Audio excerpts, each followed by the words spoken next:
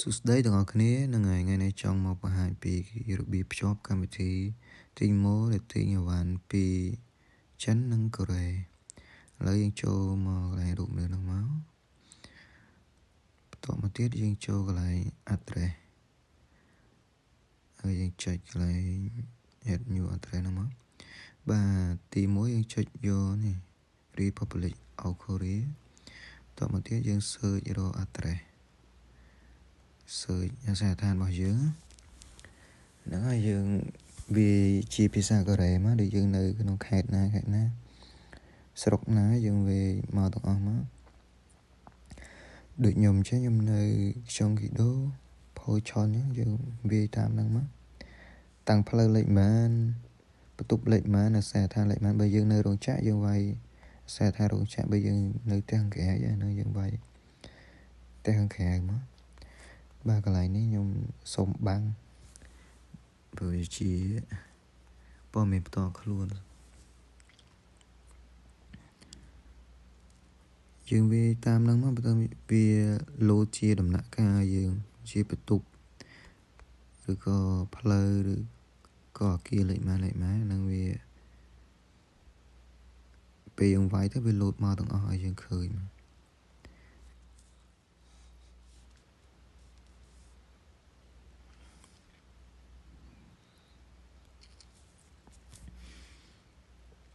ចាំតិចបងប្អូនពេញកន្លែងហ្នឹងវារៀងយូរដែរខ្ញុំខ្ជិលបាំងវាម្ដងតិចម្ដងតិចខ្ញុំដាក់បាំងទាំងអស់ហ្មងទៅ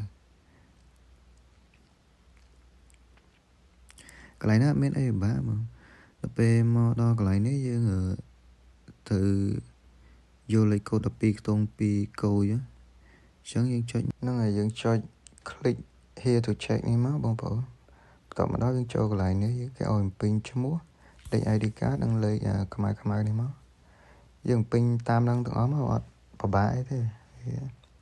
ស្រួលទេគាត់ឈ្មោះយើងសេរងថ្ងៃហើយលេខ ID card របស់យើងពេញតាមហ្នឹងមក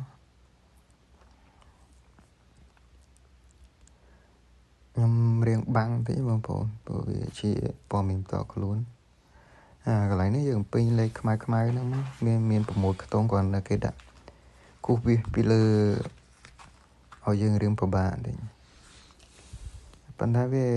ថាពិបាកក៏ថាបានតែស្រួលក៏ថាបានបើគេដាក់លេខស្រួលទៅអាហ្នឹងយើងពេញចាប់ហើយគេដាក់លេខពិបាកទៅវារៀងយូរទៅ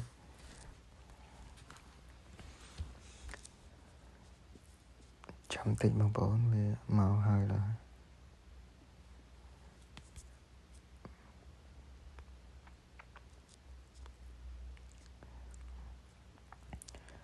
បាទបងប្អូនតែយើងមកពេញហើយទៅវាលោតមកចេះហ្នឹងតមកកន្លែងហ្នឹងយើងត្រូវពេញលេខទូរស័ព្ទ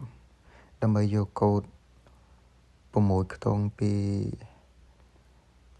ក្រុមហ៊ុនគេផ្ញើមកកន្លែងហ្នឹងយើងពេញលេខទូរស័ព្ទទៅលេខទូរស័ព្ទយើង010កតុយម៉ានអាហ្នឹងយើងពេញតាមហ្នឹងមក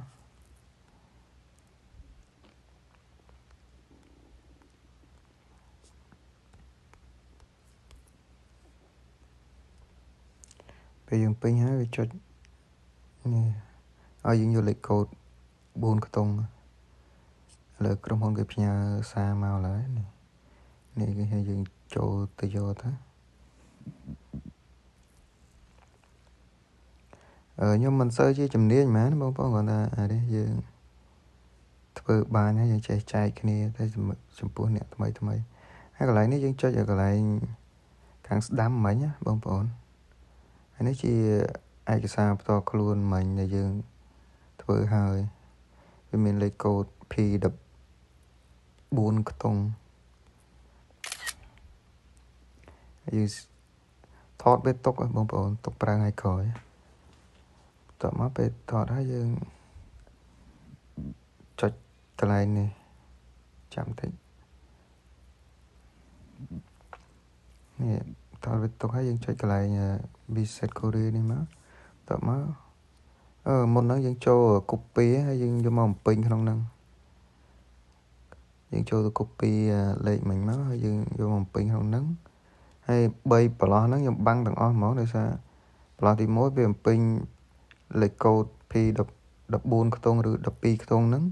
កន្លងទី2សេឈ្មោះរបស់យើងឈ្មោះពេញហើយកន្លងទី3សេលេខទូរស័ព្ទតែប៉ុណ្្នឹងហើយបងប្អូនតមកទៀតយើងចុច save នេះយើងចុច save ទៅប៉ុណ្្នឹងជាការរួចរាល់អូនៅមកដំណាក់កាលទៀតអានេះយើងយកលេខកូដយើងចុច save ទៅវាលោតលេខកូដ4ខ្ទង់ឲ្យយើងចុច OK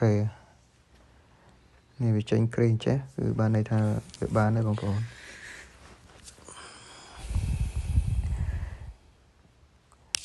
ប៉ុណ្ណឹងហើយវារួចរាល់ហើយយើងអាចចូលកម្មងអីវ៉ាន់បានហើយហើយនៅវីដេអូក្រោយខ្ញុំនឹងធ្វើពីរបៀបទិញម្ដងបងប្អូន